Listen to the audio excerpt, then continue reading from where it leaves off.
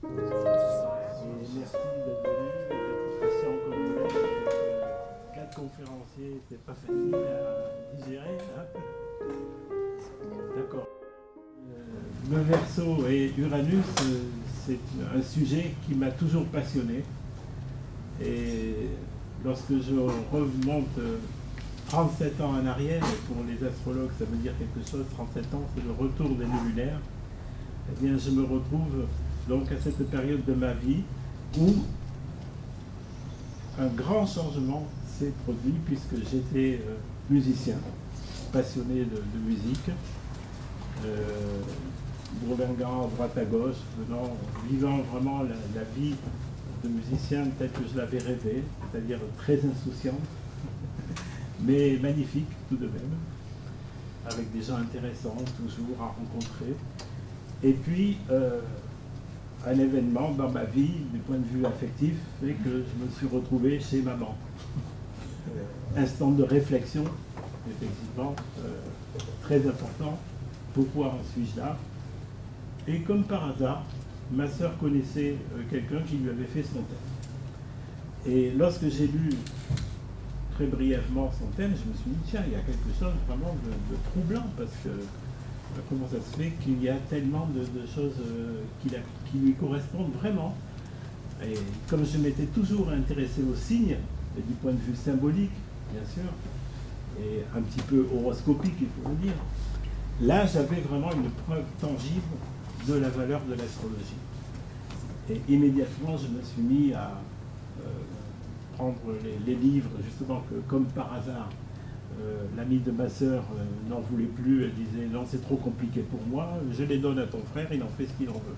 Très bien, alors j'ai monté mon premier thème, j'avais même pas de compas, je me souviens, j'étais tellement passionné que j'avais fait un premier cercle avec une tasse et l'autre avec un bol, pour pouvoir après déterminer les deux signes vite fait, pour voir comment ça donne. Voilà.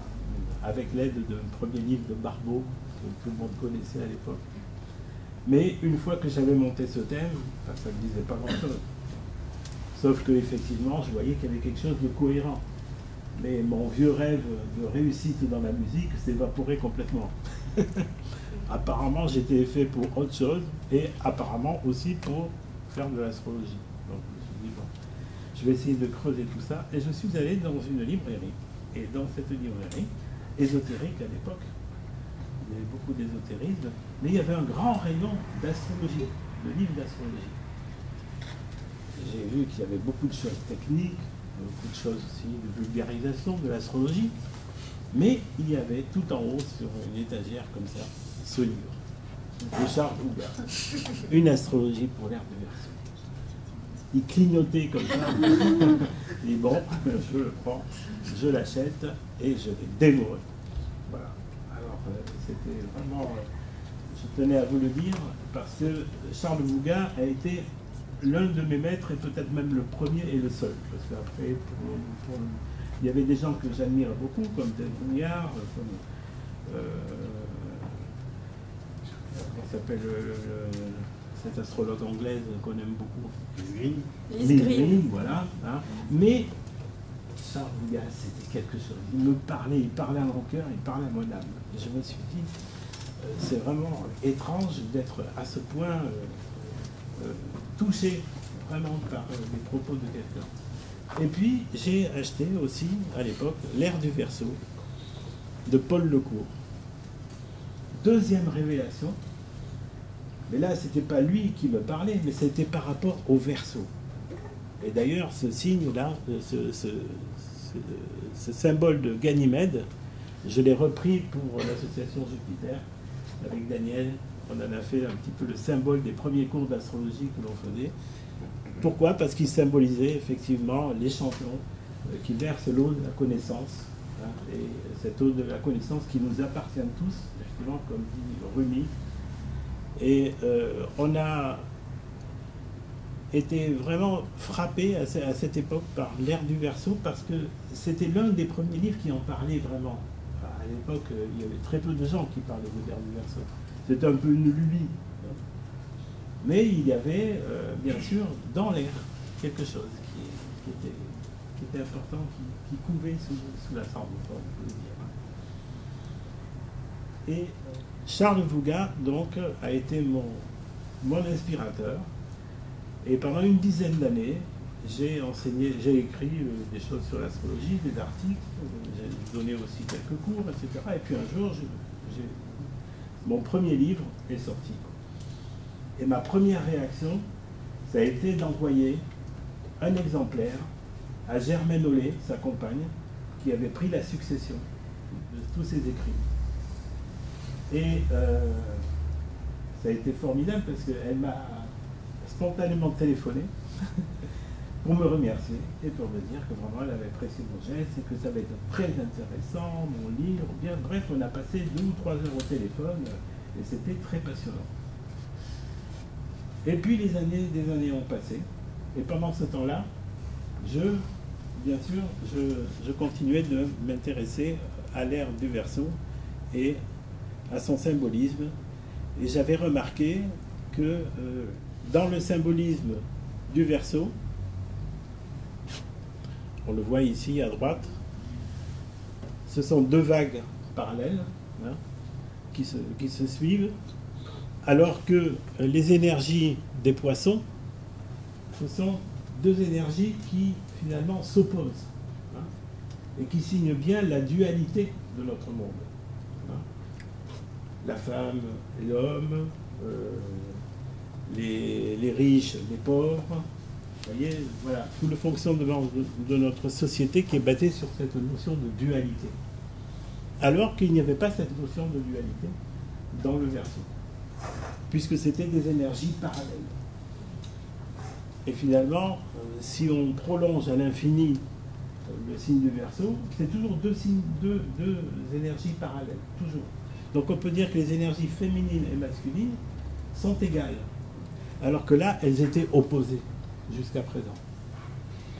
Reliées par ce trait-là. Et ce trait-là, qu'est-ce que c'est? Eh bien, c'est la religion. C'est celle qui a tenté d'unir, comme le disait tout à l'heure Fanchon, le spirituel avec le matériel. Il fallait bien passer par quelque chose de très tangible, matériel, pour arriver aussi à une illumination spirituelle. Mais elle s'est faite dans la douleur avec le poisson parce qu'il y avait cette dualité. Voilà. Difficulté à unir donc les forces féminines et masculines. Dans le signe du poisson, on voit bien que le diagramme d'ailleurs est intéressant parce qu'au Moyen-Âge, on le représentait par 2 poissons, mais tête bêche, hein, donc les énergies inversées, le côté fataliste des poissons et le côté spirituel des poissons inversés. Vous voyez, reliés effectivement par, on le voit là, le trait qui relie les deux, on le voit aussi dans le fil qui relie les 2 têtes du poisson, les 2 bouches du poisson. Voilà, hein, on le voit bien.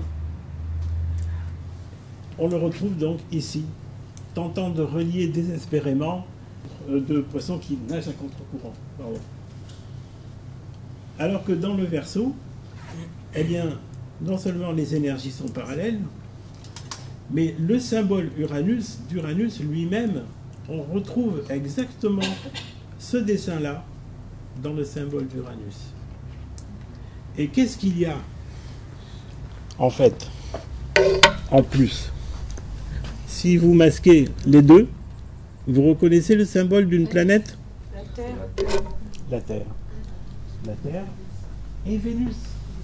Et Vénus, très important. C'est une Vénus à l'envers. C'est une Vénus à l'envers. Mais il y a un point commun entre Uranus et Vénus. N'est-ce pas, Fanchon? C'est que toutes les 2, elles tournent pas dans le même sens que les autres planètes. C'est les seules planètes qui ne tournent pas dans le même sens que tout le monde. C'est Vénus et Uranus. Vous voyez, donc il y a vraiment quelque chose d'important à comprendre. Donc on peut dire que, on pourrait dire, et j'ai pas peur de l'affirmer, que c'est l'amour finalement qui nous permettra de passer à l'heure du Verseau et rien d'autre. c'est cette Vénus inversée, l'amour de la Terre aussi, Gaïa, très important, parce que là, nous pouvons effectivement réunir tout le monde avec cette dualité qui est résolue, finalement, par l'amour de la Terre et l'amour de l'humanité. Donc, au bout de quelques années, c'est en 89, j'ai commencé à donner des conférences sur l'ère du Verseau. Et toujours dans des endroits improbables. Par exemple, à Grenoble, j'avais décidé de faire une conférence sur l'ère du Verseau, comme c'est un signe d'air, tout en haut de la petite colline au-dessus de Grenoble, et on pouvait y accéder que par les petites boules du téléphérique. Voilà, ça c'était une des conférences sur l'ère du Verseau. Une autre, ça a été avec Elisabeth Tessier dans une croisière sur le Nil. Et ma conférence, je n'ai pu la faire que le dernier jour, au moment de partir dans l'aéroport, parce qu'on n'avait pas trouvé de date avant. Et regardez le symbolisme de l'aéroport. Encore Uranus. Voilà. Donc Uranus m'a poursuivi toute ma vie. Et un jour, je suis tombé sur Daniel, Verseau, comme par hasard. Et on a fondé tous les deux l'association Jupiter, qui continue à diffuser des cours d'astrologie. Et on arrive à une autre interprétation aussi des cycles qui est très importante, c'est l'astrologie maya. L'astrologie maya nous a montré qu'il y avait une fin du monde. Tout le monde l'a interprété comme quelque chose de cataclysmique, hein, souvenez-vous. Tout le monde attendait ce 21 décembre avec appréhension, qu'est-ce qui va se passer? Et il y en avait même qui l'attendaient aussi comme une révélation. Et moi le premier, je me disais, le 21 décembre 2012, puisque c'est la fin d'un monde, on va avoir le nouveau. Eh bien non. Bien non, pourquoi? Parce que les cycles sont extrêmement lents.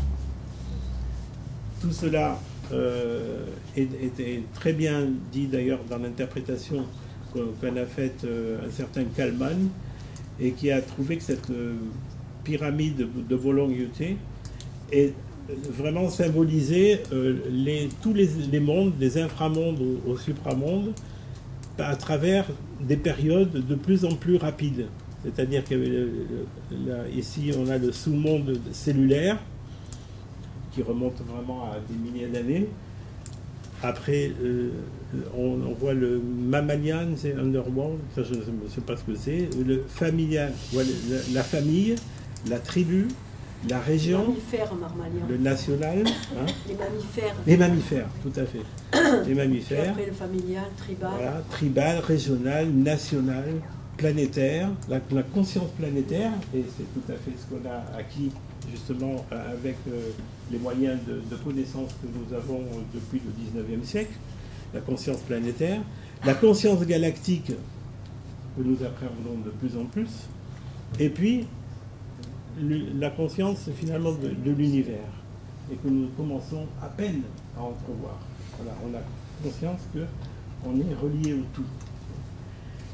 Et comme disait Kalman, eh bien, quand on arrive en haut de la pyramide, normalement, donc c'est fini, l'ancien monde est terminé. Voilà, on ne peut plus parler. Et puis on atterrit donc dans quoi? On ne sait pas. Voilà, tout le monde était dans l'expectative. Qu'est-ce qu'on attend? C'était donc le 21 décembre 2012. Mais entre cette période-là et la naissance de la nouvelle Terre dont je vais vous parler maintenant, il s'est passé un laps de temps qui était comme une sorte de respiration.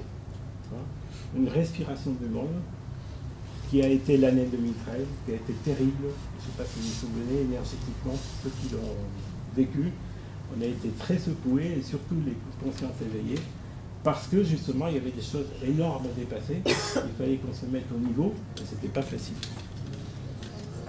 Et en 2013, j'ai... l'été 2013, je m'en souviens très bien. On va voir après, les cartes du ciel sont très éloquentes. Tout d'un coup, je suis tombé sur Aquarius, là, une vieille chanson que j'écoutais quand j'avais 20 ans. Et je me disais, mais c'est incroyable quand même, ces paroles, elles me parlent. En plus, c'est complètement dans l'astrologie. Hein. When the moon is in the seventh house and Jupiter arrives with Mars. Hein, vous vous souvenez? Voilà. Donc, quand la Lune est dans la 7e maison, Jupiter est lié avec Mars, alors la paix guidera les planètes et l'amour dirigera les étoiles. C'est l'aube du Verseau, l'âge du Verseau. Oh, je me dis, mais quand même, il n'a pas pu écrire ça comme ça. Il y a sûrement une explication. Alors j'ai cherché de qui était cette chanson. Et c'était Jérôme Ragny, l'un des premiers acteurs et chanteurs de R. Et j'ai cherché sa date de naissance. Et je l'ai trouvé. Là voilà. Il est né le 11 septembre 1937 en Pennsylvanie. Et qu'est-ce que l'on voit dans son thème? When the moon, la 7e maison, et Mars-Jupiter. Un alignement. Enfin, l'alignement, bon, ils sont dans le même signe, quoi. Hein, voilà. Mais tout de même, c'est... Je me suis dit, bon, ben voilà, l'explication est claire, c'est son thème. Oui, mais connaissant l'inspiration, l'inspiration ne vient pas comme ça par hasard. Elle vient à un moment donné où on doit la recevoir et pour qu'elle soit communiquée. Et donc, qu'est-ce que voulait communiquer le monde supérieur, spirituel, à cet homme à travers ses chansons? C'est un message. Et ce message, effectivement, il était inclus dans la chanson. Vous allez voir, la seconde partie de la chanson est très, très, très significative. Mais en tout cas, le 17 juillet 2013, c'est là où j'ai fait son thème, là. Il y avait la conjonction Mars-Jupiter en Cancer, exact. Trigone à Neptune en Poisson, en maîtrise donc. Et Trigone à Saturne dans le Scorpion.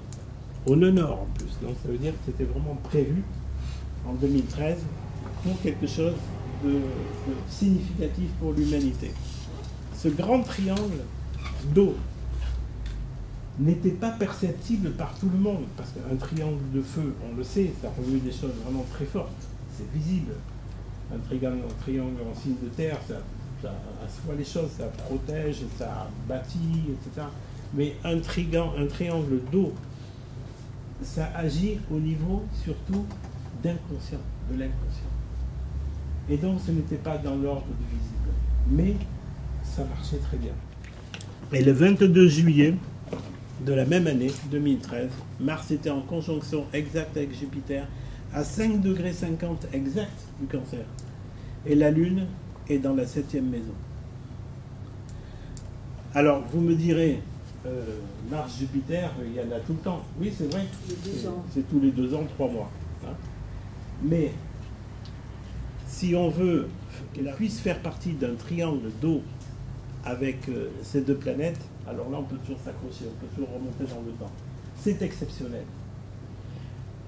Et ce qui a été encore plus exceptionnel, c'est cette formation d'un sceau de Salomon, qu'on appelle aussi étoile de David, qui s'est formée dans le ciel le 29 juillet 2013, où il y avait effectivement ces planètes en triangle d'eau, mais aussi, bien entendu, là, le nœud sud, c'est ça. Même, je crois qu'il y avait quelque chose. Là. Je ne sais pas pourquoi ça n'apparaît pas, mais il y avait quelque chose. Bref, c'était avec des planètes, surtout. Oui, c'est la Lune. C'est la Lune. Ah, mais c'est la Lune, on ne la voit pas. Mais c'est la Lune, elle est là. Donc, très important de réaliser qu'une configuration comme celle-ci est vraiment exceptionnelle. Pourquoi? Parce que des sceaux de Salomon, ils s'en forment très rarement dans le ciel. Et il s'en est formé un, par exemple, en 2003, lors de la canicule. Je ne sais pas si vous vous souvenez. Et là, il y avait effectivement eu un sceau de Salomon, mais formé avec Chiron, le planétoïde Chiron qu'on voit ici. Mais pas avec des planètes. Alors que là, c'est un ciel qui a été formé avec les 12 planètes. Et là où je veux en revenir, c'est que, avec la diapo suivante, regardez la suite du texte. Harmonie incompréhension, sympathie et confiance en abondance, plus de mensonges ni de dérision, rêves et visions de minorés, révélation du cristal mystique et la vraie libération de l'esprit. Verso. La foi, voilà. Et ça, c'est le cristal mystique. Qu'est-ce que c'est? C'est un icosaèdre qui fait partie des 5 reliefs de Je peux le faire, hein. C'est magique. Comme dirait Nassim Haramein, vous avez vous avez assisté à des conférences de Nassim Haramein. Enfin, je vous convie à aller chercher sur Internet, c'est fabuleux parce qu'il est dans cette géométrie sacrée et il explique très bien qu'est-ce que c'est qu'un icosaèdre. C'est magnifique, c'est magique. Vous vous rendez compte que la nature est capable de faire ça.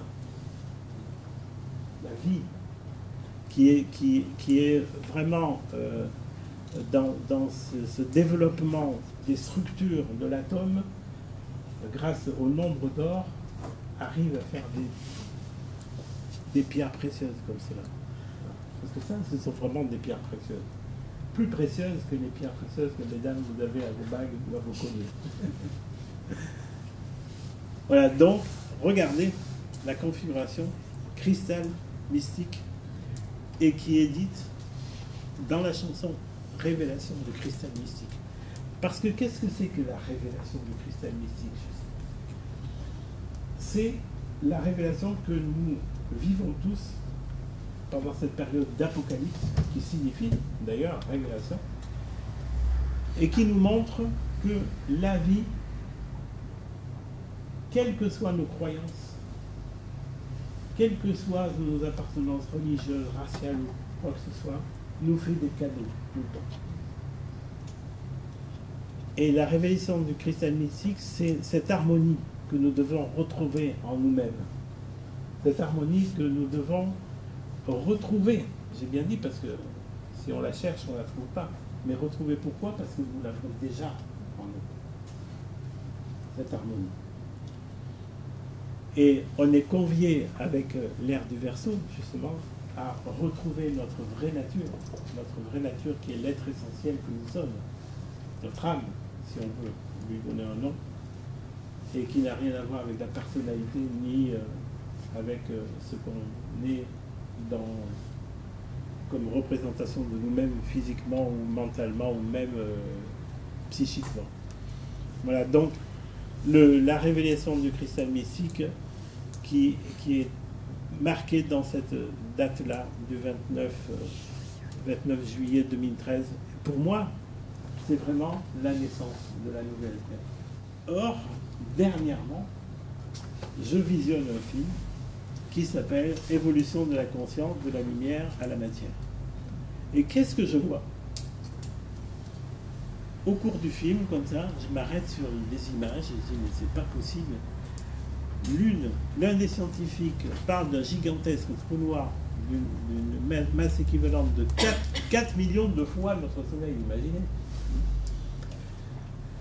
repéré en 2004 et qui, grossissant d'année en année de façon spectaculaire, a atteint son point culminant vers le milieu de l'année 2013. Le milieu de l'année 2013. Vous voyez un petit peu? Selon les scientifiques, il a commencé à déverser dans notre galaxie une tempête de rayons gamma, favorisant ainsi une expansion de conscience remarquable et correspondant à la naissance de la nouvelle Terre. Et moi, quelques mois auparavant, j'étais en train d'écrire ce livre-là, Semences pour la nouvelle Terre, qui sont des messages canalisés. Et je suis tombé sur un message. On m'a communiqué un message en mai 2013. Je regardais dans mes fichiers quand est-ce que j'avais reçu ce message. Et c'est la suivante, Daniel, s'il te plaît. Voilà le message que j'ai reçu. Je vous le laisse lire.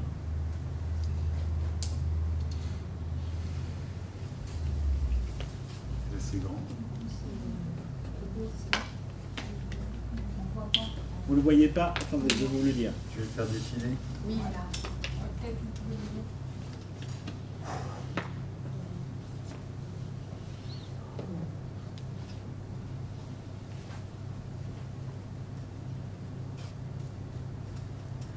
On retrouve un puissant rayonnement gamma en provenance de supernova.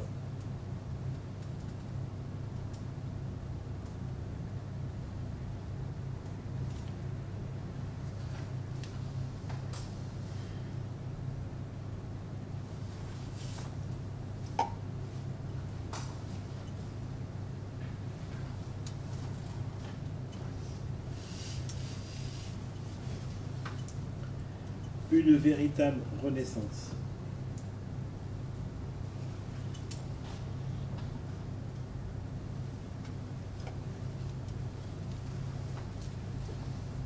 Et la symbolique des poissons au verso. Voilà comment je l'ai ressenti en moi, cette renaissance. C'était vraiment basculer de ce monde de la dualité à l'acceptation en soi de ces deux forces féminines et masculines équilibrées et qui donnaient vraiment cette puissance à l'être que nous sommes. Et je n'étais pas le seul, parce que à l'époque, il y avait des pratiquants de Kundalini Yoga, que j'aime beaucoup, la musique surtout, qui m'ont fait prendre conscience aussi en lisant leurs écrits que c'était une année très importante, 2013. C'était vraiment l'ère du Verseau qui commençait. Certains écrits ésotériques, bien entendu, et aussi beaucoup de messages canalisés de l'époque. Parce que bien entendu, là, les messages canalisés, il faut trier, hein. Il y a un peu de tout. Mais il y a souvent des fortes vérités qui arrivent à émerger en même temps. Et il y avait un livre aussi qui s'appelle, qui en parlait aussi de cette date-là, de 2013, Conclave, ça s'appelle. Je ne sais pas si quelqu'un l'a lu. Voilà, c'est vraiment un livre très très parlant à ce niveau-là. Voilà pourquoi je me suis dit, on ne va pas chercher, comme les astronomes, à faire coïncider le point vernal, alors dire l'ère du Verseau, ça sera en 2300, hein, parce que ça fait quand même loin. Hein. On ne va pas forcément se dire que c'est la Révolution française, parce que oui, c'est vrai que François l'a dit tout à l'heure, c'est la petite graine à l'époque qui a germé, la première, on peut dire même, de toute l'humanité qui a germé dans les consciences. Cette conscience du je bien séparé de l'individu, en disant je suis vraiment quelqu'un d'exceptionnel, d'individué, et je m'affirme, je ne fais plus partie d'un troupeau, je ne fais plus partie d'un système politique ou autre, je m'affirme. Voilà. Mais maintenant, nous sommes un petit peu à mi-chemin finalement entre la Révolution française et puis 2300 pour les astronomes. S'ils veulent bien attendre, il n'y a pas de problème. Mais moi, je n'attends pas.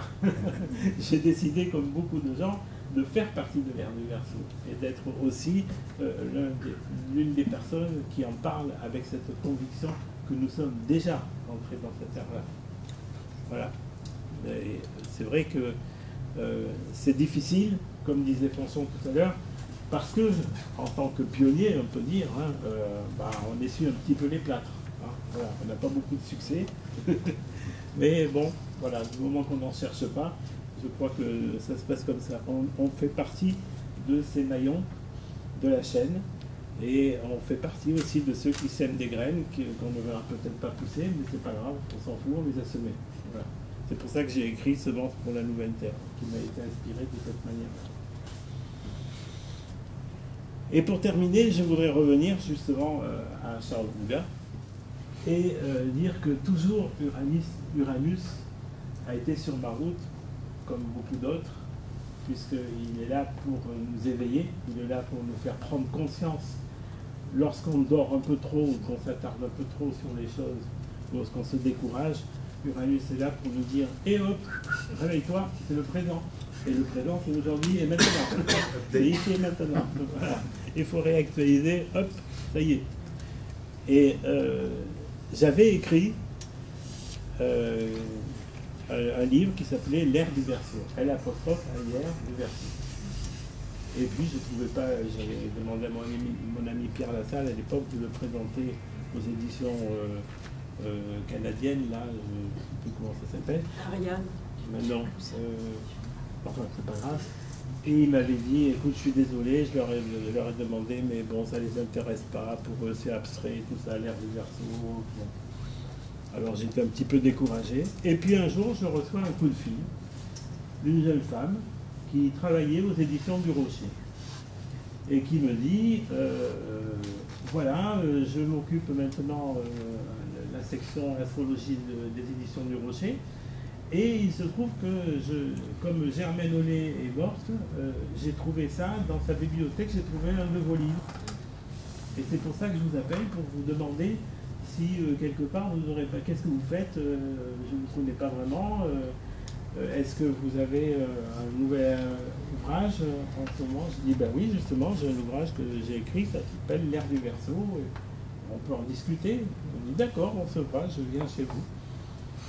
Et parce que j'ai ouvert la porte, ben, c'était François qui m'a ouvert, qui est entré chez moi et qui m'a dit, voilà, c'est moi. Et elle était venue avec le livre que j'avais envoyé à Germaine Ollet, dédicacé. Et ça fait longtemps. Ouais. Et ça fait très longtemps. Elle m'a dit, oh, c'est bien, mais bon, l'ère du Verseau, il y a tellement de choses qui ont été dites et tout, vous ne croyez pas que... Alors j'ai dit, ben, écoutez, ce que je vous propose, c'est de faire passer le message de l'ère du Verseau dans un livre qui aura un tout autre titre, mais qui parlera aussi de ce qui se passe avec les 3 dimensions de l'être. Alors, c'est comme ça qu'est née les 3 dimensions de votre thème astral. Voilà, grâce à François. Pour vous dire que Uranus est à chaque moment présent dans notre vie, toujours pour nous réactualiser. Et s'il se trouve là, ce soir, pour nous réunir, c'est que tous, en chacun de nous, nous avons une part de cet Uranus, une part de cet éveil qui est là et qui ne demande qu'à s'unir, parce que le but du Verseau, c'est bien aussi de former une ère pour l'ère du Verseau, c'est-à-dire une ère de fraternité, comme on en rêve tous, comme on a toujours tous rêvé. Elle est en train de se faire. Elle est en train de mûrir dans toutes les consciences. Mais avant tout, mettre vraiment l'accent sur l'importance du cœur. Comme on l'a vu tout à l'heure, c'est Vénus qui fait le lien. Ou c'est la Terre. De toute façon, la Terre et Vénus, vous savez, ce sont des sœurs dans le système solaire. Et c'est grâce à cet amour de la Terre, et à cet amour aussi que l'on a pour l'humanité, qu'on arrivera à faire cette ère du Verseau. Est-ce qu'elle devienne vraiment une vraie réalité? Voilà ce que je voulais vous dire ce soir. Je vous remercie pour votre attention.